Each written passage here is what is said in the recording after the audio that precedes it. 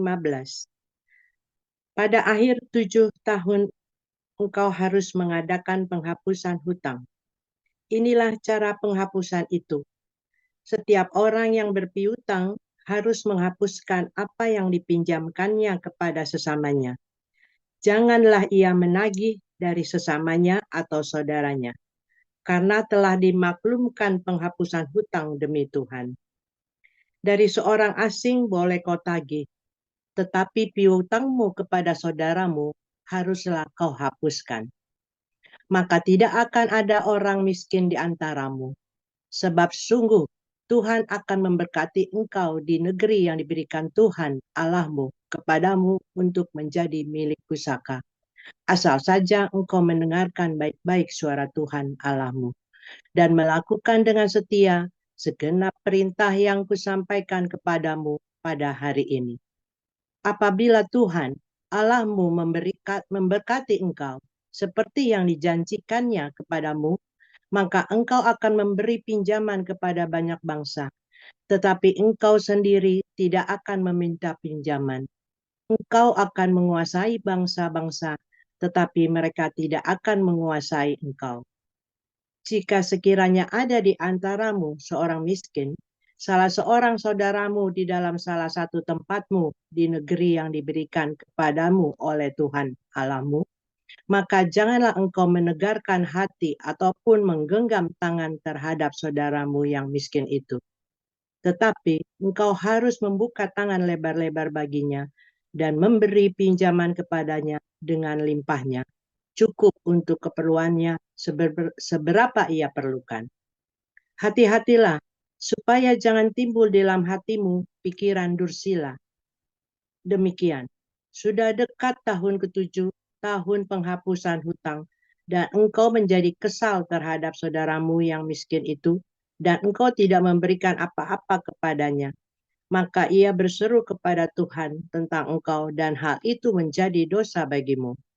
Engkau harus memberi kepadanya dengan limpahnya, dan janganlah hatimu berduka cita apabila engkau memberi kepadanya, sebab oleh karena hal itulah Tuhan Allahmu akan memberkati engkau dalam segala pekerjaanmu dan dalam segala usahamu.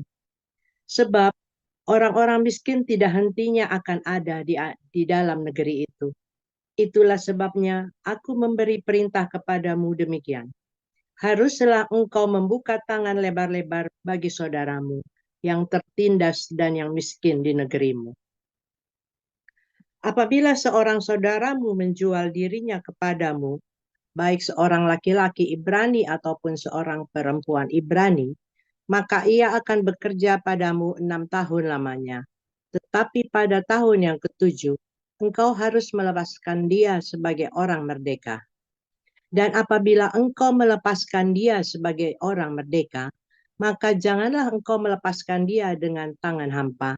Engkau harus dengan limpahnya memberi bekal kepadanya dari kambing dombamu, dari tempat pengirikanmu, dan dari tempat pemerasanmu, sesuai dengan berkat yang diberikan kepadamu oleh Tuhan Allahmu. Haruslah kau berikan kepadanya. Haruslah kau ingat bahwa engkau pun dahulu budak di tanah Mesir, dan engkau ditebus Tuhan Allahmu. Itulah sebabnya aku memberi perintah itu kepadamu pada hari ini. Tetapi apabila dia berkata kepadamu, aku tidak mau keluar meninggalkan engkau, karena ia mengasihi engkau dan keluargamu, sebab baik keadaannya padamu, maka engkau harus mengambil sebuah penusuk dan menindik telinganya pada pintu, sehingga ia menjadi budakmu untuk selama-lamanya. Demikian juga kau perbuat kepada budakmu perempuan. Janganlah merasa susah apabila engkau melepaskan dia sebagai orang merdeka, sebab 6 tahun lamanya ia telah bekerja padamu dengan jasa 2 kali upah seorang pekerja harian. Maka Tuhan Allahmu akan memberkati engkau dalam segala sesuatu yang kau kerjakan. Segala anak sulung jantan yang lahir di antara lembu sapimu dan kambing dombamu, haruslah kau kuduskan bagi Tuhan Allahmu. Janganlah engkau memakai anak sulung lembumu, dan janganlah engkau menggunting bulu anak sulung dombamu. Di hadapan Tuhan Allahmu, engkau harus memakan dagingnya tahun demi tahun di tempat yang akan dipilih Tuhan, engkau ini dan seisi rumahmu. Tetapi apabila ada cacatnya, jika timpang atau buta, bahkan cacat apapun yang buruk, maka janganlah engkau menyembelihnya bagi Tuhan Allahmu. Di dalam tempatmu boleh engkau, baik orang najis maupun orang tahir, memakan dagingnya, seperti daging kijang atau daging rusa. Hanya darahnya janganlah kau makan, haruslah kau curahkan ke tanah seperti air. Adapun Adapun hal kerajaan sorga sama seperti seorang tuan rumah yang pagi-pagi benar keluar mencari pekerja-pekerja untuk kebun anggurnya. Setelah ia sepakat dengan pekerja-pekerja itu mengenai upah sedinar sehari, ia menyuruh mereka ke kebun anggurnya. Kira-kira pukul 9 pagi ia keluar pula, dan dilihatnya ada lagi orang-orang lain menganggur di pasar. Katanya kepada mereka, "Pergi jugalah kamu ke kebun anggurku, dan apa yang pantas akan kuberikan kepadamu." Dan mereka pun pergi. Kira-kira pukul 12 dan pukul 3 petang, ia keluar pula dan melakukan sama seperti tadi. Kira-kira pukul 5 petang ia keluar lagi dan mendapati orang-orang lain pula, lalu katanya kepada mereka, "Mengapa kamu menganggur saja di sini sepanjang hari?" Kata mereka kepadanya, "Karena tidak ada orang mengupah kami." Katanya kepada mereka, "Pergi jugalah kamu ke kebun anggurku." Ketika hari malam, tuan itu berkata kepada mandurnya, "Panggillah pekerja-pekerja itu dan bayarkan upah mereka, mulai dengan mereka yang masuk terakhir hingga mereka yang masuk terdahulu." Maka datanglah mereka yang mulai bekerja kira-kira pukul 5, dan mereka menerima masing-masing 1 dinar. Kemudian datanglah mereka yang masuk terdahulu, sangkanya akan mendapat lebih banyak, tetapi mereka pun menerima masing-masing 1 dinar juga. Ketika mereka menerimanya, mereka bersungut-sungut kepada tuan itu. Katanya, "Mereka yang masuk terakhir ini hanya bekerja 1 jam, dan engkau menyamakan mereka dengan kami yang sehari suntuk bekerja berat dan menanggung panas terik matahari." Tetapi tuan itu menjawab seorang dari mereka, "Saudara, aku tidak berlaku tidak adil terhadap engkau. Bukankah kita telah sepakat sedinar sehari? Ambillah bagianmu dan pergilah. Aku mau memberikan kepada orang yang masuk terakhir ini sama seperti kepadamu. Tidakkah aku bebas mempergunakan milikku menurut kehendak hatiku, atau iri hatikah engkau karena aku murah hati?" Demikianlah orang yang terakhir akan menjadi yang terdahulu, dan yang terdahulu akan menjadi yang terakhir. Ketika Yesus akan pergi ke Yerusalem, ia memanggil ke-12. Saya ulangin. Ia memanggil ke-12 muridnya tersendiri dan berkata kepada mereka di tengah jalan, "Sekarang kita pergi ke Yerusalem, dan Anak Manusia akan diserahkan kepada imam-imam, kepala dan ahli-ahli Taurat, dan mereka akan menjatuhi dia hukuman mati, dan mereka akan menyerahkan dia kepada bangsa-bangsa yang tidak mengenal Allah, supaya ia diolok-olokkan, disesah, dan disalibkan, dan pada hari ketiga ia akan dibangkitkan." Maka datanglah ibu anak-anak Zebedius serta anak-anaknya itu kepada Yesus, lalu sujud di hadapannya untuk meminta sesuatu kepadanya. Kata Yesus, "Apa yang kau kehendaki?" Jawabnya, "Berilah perintah supaya kedua anakku ini boleh duduk kelak di dalam kerajaanmu, yang seorang di sebelah kananmu dan yang seorang lagi di sebelah kirimu." Tetapi Yesus menjawab, katanya, "Kamu tidak tahu apa yang kamu minta. Dapatkah kamu meminum cawan yang harus kuminum?" Kata mereka kepadanya, "Kami dapat." Yesus berkata kepada mereka, "Cawanku memang akan kamu minum, Tetapi hal duduk di sebelah kananku atau di sebelah kiriku, aku tidak berhak memberikannya. Itu akan diberikan kepada orang-orang bagi siapa Bapakku telah menyediakannya.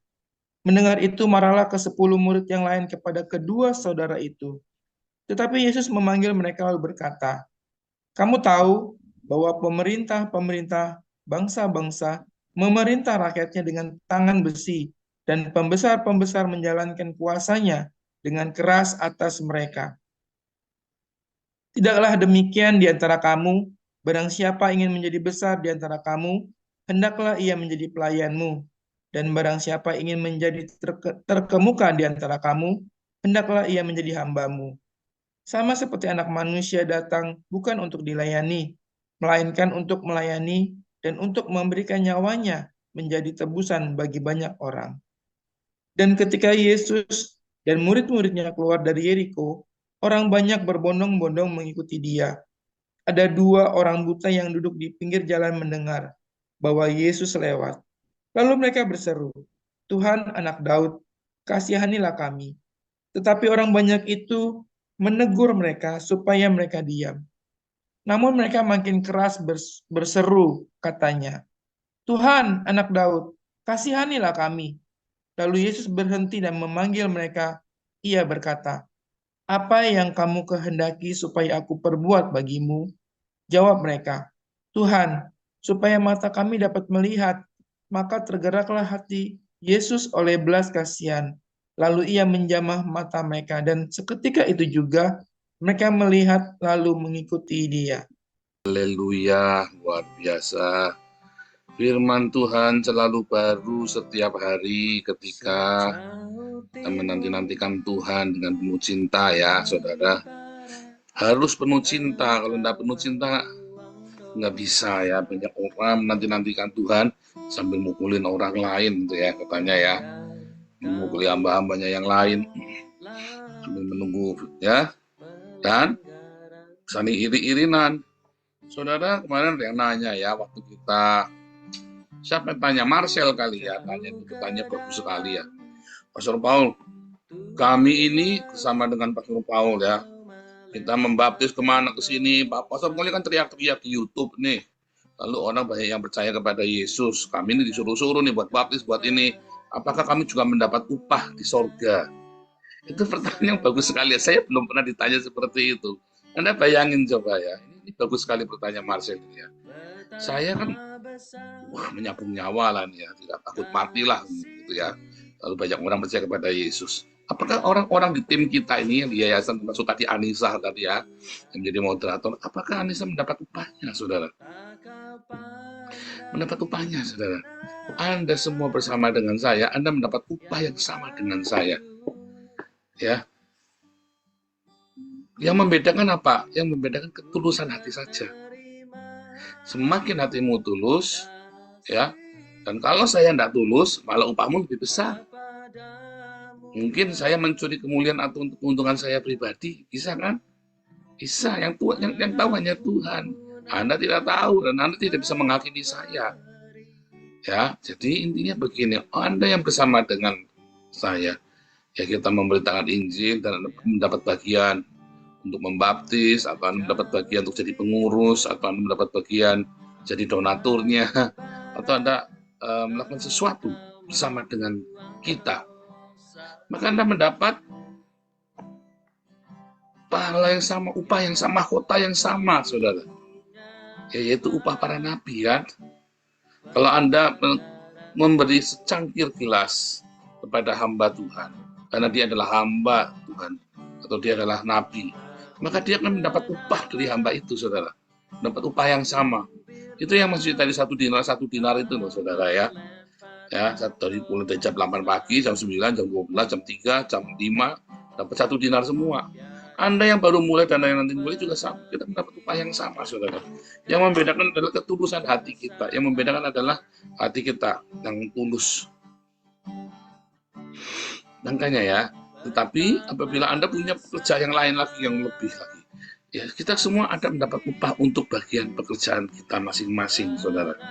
Ya, kita kan dihakimi untuk diberi upah, bukan dihakimi untuk menerima hukuman, bukan, tapi untuk menerima upah, ya. Nah, saudara, namun ya kita semua, Anda dan saya, punya tugas, yaitu untuk apa, saudara? Untuk menjadi penebus bagi sesama kita. Jangan salah dengar ya. Kita ini bukan menjadi juru selamat, ya. Kita ini bukan juru selamat bagi sesama, bukan. Anda bukan juru selamat, saya bukan juru selamat. Ya, hanya Yesus juru selamat. Jangan kamu bangga kamu menjadi juru selamat bagi saudaramu, bagi orang lain. Jangan bangga. Tetapi kita harus selalu berkata bahwa juru selamat hanya Yesus. Namun, kita bisa menebus sesama kita dengan menghapuskan utangnya, saudara. Ya, apa yang dimaksud hutang? Utang dagang. Utang dagang kalau dia sudah tidak kuat bayar lagi dan dia memang tulus hatinya, saudara, dudukin baik-baik. Saya pernah dihapus utangnya, saudara ya. Serius ya. Ya ketika saya kolaps habis-habisan, wah saya tahu gitu, wah tahu begitu dari dulu ya kita berhenti. Terus akhirnya saya ngomong sama dia baik-baik. Saya udah nggak bisa lagi, udah selesai. Apa harus bagaimana? Apa yang harus aku lakukan? Nah kebetulan kita ada jaminan juga di situ ya. Tapi jaminan itu tidak sesuai dengan utang itu, saudara. Ya masih kecil jaminan itu. Lalu dia bilang, bikinkan surat, udah apa dihapus saja utangnya. Dan dia waktu itu tahu ya, saya sudah melayani Tuhan ya, saudara ya. Waktu itu dihapus, saudara. Yang penting saya jujur ya. Tapi saya sudah siap kalau dia bilang saya harus apa, saya lakukan. Misalnya, kamu kerja sama saya, tak lakukan. Saya malah dulu menawarkan diri, apa aku tak kerja sama kamu, potong gajiku.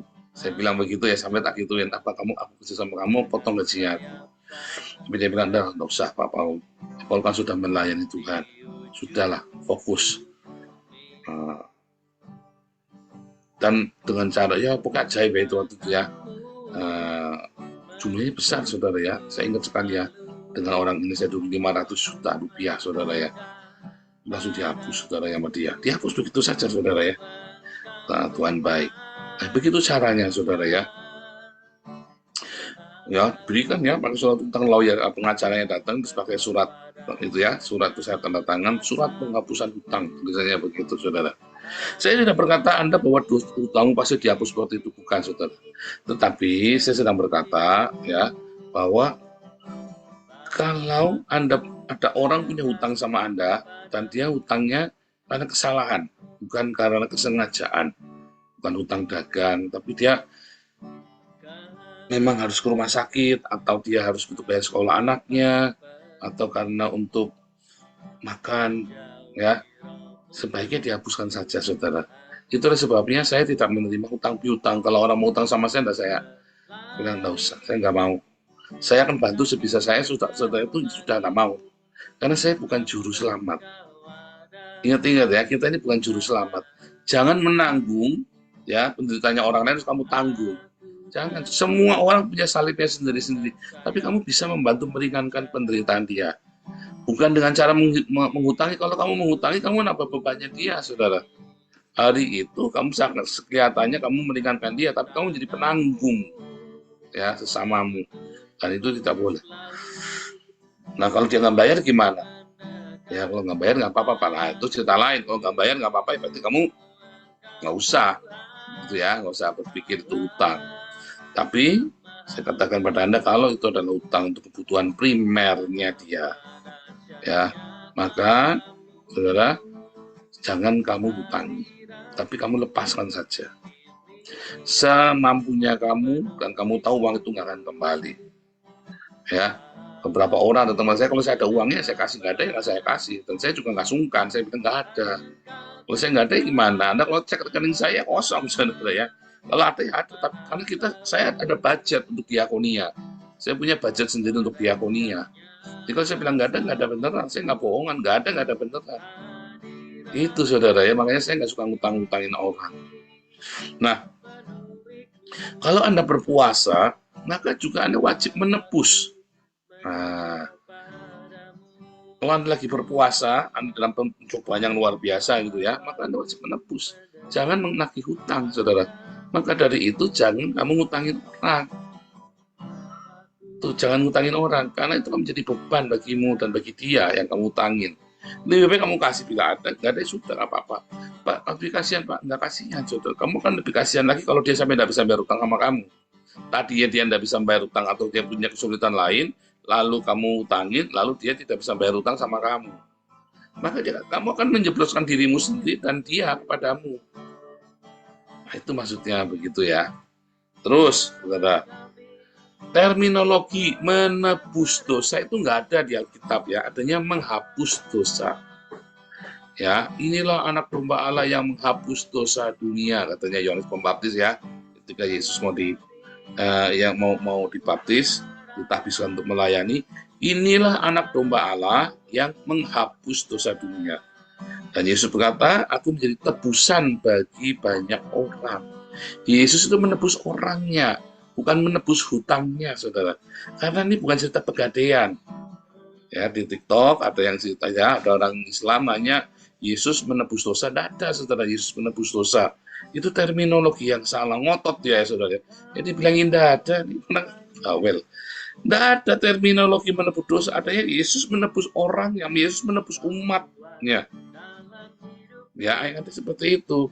Bukan menebus hutang, bukan menebus dosa. Kalau menebus hutang, itu seperti ada kepegadaian, ditebus hutangnya. Tapi ini orangnya yang ditebus. Apa yang maksud ditebus itu, saudara? Didamaikan.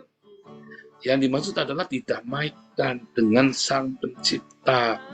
Bukan ditebus kayak pegadaian. Ya, bukan seperti itu.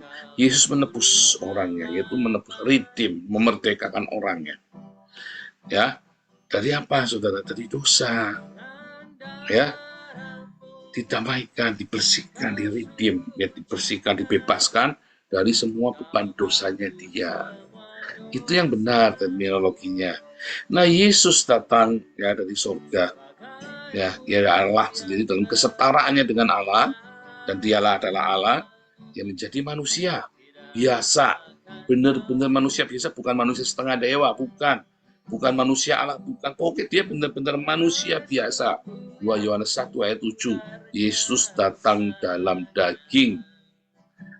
Ya, dan ketika Yesus menebus manusia ya dari segala kesalahan pelanggaran, dari semua kepahitannya, dari semua kebencian, kemarahan, dari semua dendam, dari semua kegelapan dalam hidupnya, ditebus orangnya, saudara ya.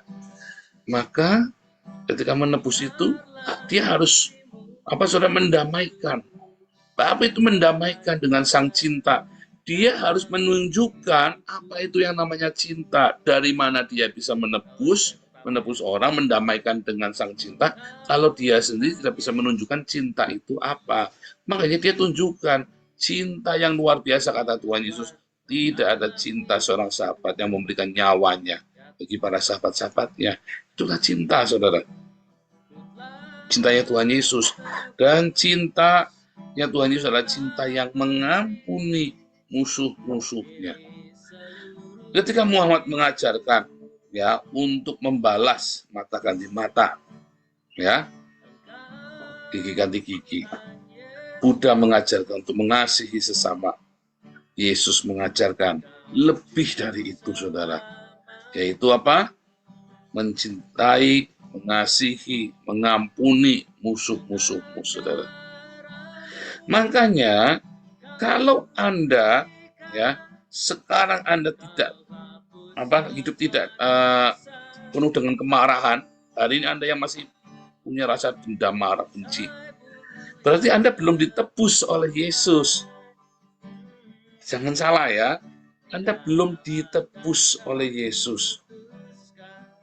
Kalau Anda masih punya dendam, punya kebencian, Anda berarti belum ditebus oleh Yesus, saudara. Hidupmu belum merdeka. Kamu belum didamaikan dengan Sang Cinta. Nah, di dalam 1 Yohanes 3 ayat 9, orang yang lahir dari Allah tidak berbuat dosa lagi. Nah, orang Islam ini bingung, masa kamu tidak berbuat dosa? Enggak lah, saya enggak berbuat dosa. Kepengen bikin dosa aja enggak. beneran kepengen. Tetapi orang kalau belum ditebus, dia kepengen ngerasain dosa. Ayo, siapa yang masih kepengen ngerasain dosa? Harus ngaku. Banyak orang dosa itu enak, saudara. Dosa itu enak ya. Dan semua orang kepengen. Tetapi kalau kamu sudah lahir dari Allah, dosa itu enak. Iya, tapi itu racun. Tapi itu adalah membawa maut. Enak yang membawa maut. Ya, ini bercanda ya. Semua makanan yang enak itu pasti bikin penyakit, saudara. Duren, nangka, apalagi saudara. Semua makanan yang enak itu pasti bikin penyakit, saudara. Sate kambing, ya. Oke, semua makanan yang enak-enak. Malah saya baca ada dokter yang ngomong ya, makanlah seperti kamu minum obat supaya nanti kamu jangan makan obat seperti makan. Makanlah seperti kamu minum obat, artinya dibatasi. Minum obat kan kamu nggak mungkin makan satu pil begitu, ada takarannya minum obat itu. Makan itu dengan takaran, supaya nanti kamu jangan obat jadi makananmu tiap hari. Ada orang makan obat lebih banyak daripada makan nasi, saudara ya. Saking udah sakitnya ini, sakit itu, badannya isinya sakit semua. Jadi dosa itu enak, tetapi kalau kamu sudah didamaikan dengan Sang Cinta, kamu sudah ditebus, maka keinginan berdosa itu sudah tidak ada, saudara.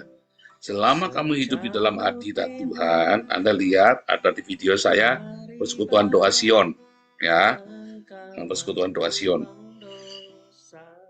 Baru Selasa saya uploadnya itu hari Rabu ya, Rabu minggu lalu ya, saudara ya.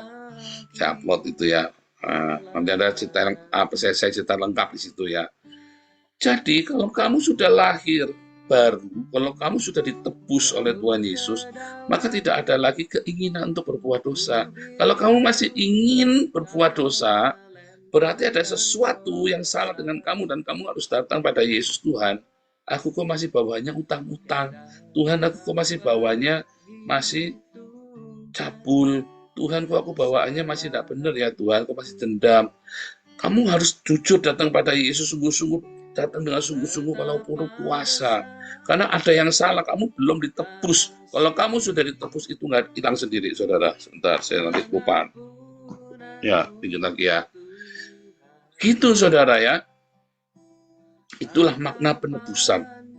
Dan tandanya kamu sudah ditebus. Kalau kamu masih kepengen dosa, tandanya kamu belum ditebus. Kalau kamu ditebus, pasti otomatis kamu nggak kepengen dosa, apalagi melakukannya. Itulah sebabnya 1 Yohanes 3:9 berkata, orang yang lahir dari Allah tidak akan berdosa lagi. Orang lahir dari Allah berarti dia sudah ditebus oleh Yesus. Ya, dalam Matius 20:28 tadi, menjadi tebusan bagi banyak orang. Bagus ya? Ingat-ingat saudara, Anda yang jadi pemenang, datang pada Yesus sungguh-sungguh. Tinggallah di dalam cintanya. Makanya, kalau kamu sudah merasa sudah ditebus, kamu sudah lahir, sudah dibaptis, ya, kamu tidak suka bersedekah, saya yakin kamu belum ditebus. Ya, maka kamu harus datang pada Yesus. Makanya mulailah dengan sedekah. Ya, dalam pemulitan itu Pak David ini kan koordinator pemulitan ini kan, koordinator Zoom untuk pemulitan ya, yang ngurusin materi bahan segala macam nih Pak David ini. Ya, Anda daftar sama Pak David. Yang mungkin Anda sudah Kristen sudah 20 tahun, 30 tahun, Anda belum ngerti, jangan-jangan. Minta ikut kelas pemulitan gratis, saudara ya. Gratis kalau kelas pemulitan ini, karena ini kelas dasar banget, kamu harus ngerti, saudara. Ya, Anda harus ngerti kelas, hanya 8 kali pertemuan ya, nggak usah bayar, 8 kali pertemuan. Anda daftar sama Pak David, saudara ya. Atau sama siapa ya yang siapa ya yang tahu selain Pak David, sama siapa? Bu Sarma ya. Sama siapa ya? Pak David, ini ada Pak David nggak nih? Dan Pak David sama siapa yang di Indonesia daftarnya tuh, saya lupa tuh. Ada. Ya. Sama siapa Pak David? Nah, Pak David sama siapa tuh? Yang di Indonesia siapa tuh? Bukan Pak Marcel. Pak Marcel, Pak Marcel ya, yang ada di sekretariat ya. Jadi saudara, daftar, Anda penting, Anda 20 tahun jadi Kristen, belum tentu Anda sudah jadi murid, belum tentu ngerti loh. Jangan-jangan jadi Kristen KTP-nya, tapi kamu belum lahir baru loh. Nah, di kelas umur itu sangat jelas sekali ya, Bapak mentor-mentor ini makin hari makin mantap ya, saya dengarkan ya, mantap ini, makin mantap ini ya, terus ya. Mereka semua adalah alumni kita juga, saudara ya, ilmunya juga dari kita semua, sama dari Tuhan Yesus ya. Nah, balik lagi sekarang ya, orang-orang yang sudah ditebus ini ya, dia akan terus ya mengalir dengan cinta. Nah, itu tidak boleh kamu tahan, kamu harus terus luapkan cinta itu, karena seperti mata air ya. Kalau kamu punya sumur, kan Yesus berkata, barang siapa haus datang padaku dan minum, maka dari dalam hati akan mengalir aliran sungai kehidupan ya. Nah, kalau Anda punya sumur, lalu sumur itu melimpah dengan air, tapi Anda nggak pernah timba sumur itu, saudara, bau sumurnya, pasti bau, Pak jamin bau. Tapi makin kamu timba, sumur itu airnya makin meluap dan makin bening, makin manis airnya, saudara. Nah, itulah makanya Tuhan memberikan perumpamaan tentang mata air kehidupan. Barang siapa datang padaku haus dan minum, dari dalam hatinya mengalir. Artinya kamu harus berikan itu, curahkan cintamu itu, bukan cuma bacot doang. Oh, saya mengasihi, katanya ada hamba Tuhan, mengasihi. Katakan pada sebelahmu, ya ayo semua, katakan pada sebelahmu semua, kasih salam semua, high five, aku mengasihi kamu, aku mengasihi gundulmu, pean, saudara ya. Kamu ganti mobil sudah 5 kali, ya ini kamu mengasihi dia, sudah ganti rumah 5 kali, saudara, gara-gara diusir dari kontrakan. Kamu tanyain, kamu kalau bilang aku mengasihi kamu, lagi high five di gereja atau di sini, kamu nanyain, kamu udah bayar listrik belum? Belum, pada ada duitnya, Pak. Bayar itu. Mengasihi bacot doang, mengasihi bacot doang. Yakobus 2:26. Kalau kamu bilang, selamat jalan, kenakan pakaian hangat, tapi kamu nggak kasih pakaian hangat ke dia, kamu bacot doang, kata Yakobus 2:26. Jangan banyak bacot lah. Iman itu harus dengan perbuatan. Ya, saudara ya, bukti kamu mengasihi. Ya, saya belajar dari tante saya ya, saya tuh belajar tentang lahir baru dari tante saya ya. Tante saya itu semua benar-benar lahir baru ya. Mereka bukan orang gereja karismatik, saudara ya, tapi saya tahu mereka lahir baru. Kalau mereka bilang mengasihi, dia tiba-tiba datang. Kamu sepatunya nomor berapa? Dulu waktu saya kecil ya, nomor sekian. Ya, nggak banyak ngomong, saudara. Ini tante ada punyanya kakak, tapi dia nggak mau pakai, kegedean 1 nomor, kamu mau pakai enggak? Gitu, saudara, masih baru. Kamu katanya mengasihi, pakai kasih baju bekas, bolong-bolong, kurang ajar. Ya baju ya bolong, kalau baju nggak bolong nggak bisa dipakai. Itu maksudnya udah rusak. Jangan kasih sepatu bekas yang sudah bolong, yang udah rusak, saudara. Kasih sepatu bekas yang masih bagus. Itu namanya mengasihi. Kamu sepatu bekas, udah bau, udah bulukan, kamu kasih. Namanya bukan mengasihi. Kamu bingung mau bawa ke tempat sampah, dasar kamu kikrik. Dasarnya kamu kikrik, itu bukan mengasihi. Saya di sini kalau dikasih bekas sama orang Belanda nih ya, kasih baru. Kadang-kadang masih ada nomor, masih ada price-nya itu ya.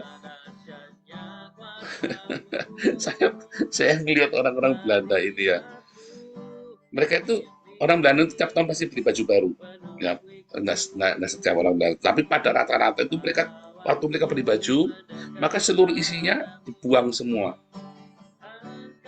masih bagus-bagus kasihkan ke orang. Kadang-kadang ada yang baru dipakai sekali ya, saudara ya. Kalau Anda pergi ke Bala Keselamatan, itu ada jual pakaian bekas, cuman murah sekali ya, harga murah sekali. Itu baju merek-merek murah-murah, bagus-bagus, saudara. Itu kalau Anda mau memberi, bila mengasihi, berikan yang terbaik, saudara. Jangan sudah lecek baru kamu kasih orang. Ya, kalau kamu diberkati, ya, kamu bisa ganti pakaian setahun sekali, ya, kasihkan saudara yang bagus, jangan sudah lecek. Nanti kamu akan diberkati. Dari dalam hatimu akan mengalir aliran sungai kehidupan. Kalau kamu melimpah, kamu ngelihat, ya, kamu ngelihat sesamamu itu sepatunya bolong, sesama itu sepatunya udah nggak layak. Nggak usah banyak ngomong, saudara. Kamu mau tak belikan sepatu enggak? Itu. Ya, tapi kamu jangan belikan sepatu di pasar pagi yang baru dipakai seminggu jebol, ya belikan yang layak lah. Kalau kamu memang punya mampu ya untuk membeli-belikan, tapi jangan kasih uang ya, salah ya saudara ya, nanti kita mendidik karena biasa akan menjadi racun. Nah, bagus lagi ya kalau kamu selalu membagi sembako dengan rutin, membagi nasi yang baik, jangannya udah basi. Ya, jangannya sudah basi, udah kuning-kuning, udah baunya udah apa sangit nih, kamu kasihkan udah banyak apa sangit udah gak enak itu ya, sayur lodeh udah berminyak kamu kasihkan ke orang, nggak boleh saudara, harus yang segar, yang terbaik. Kalau kamu baru masak masih hangat kamu bagi. Pas saya saja makannya makanan yang makan 3 hari 3 malam, ya saya nggak tahu ya cara berpikirmu ya kadang-kadang. Nah itu ya saudara, itu itulah mengasihi. Nanti kamu tiap hari akan melimpah dengan cinta Tuhan Yesus. Ya, penebusan itu mulai dari sana saudara, mengalir aliran-aliran sungai kehidupan.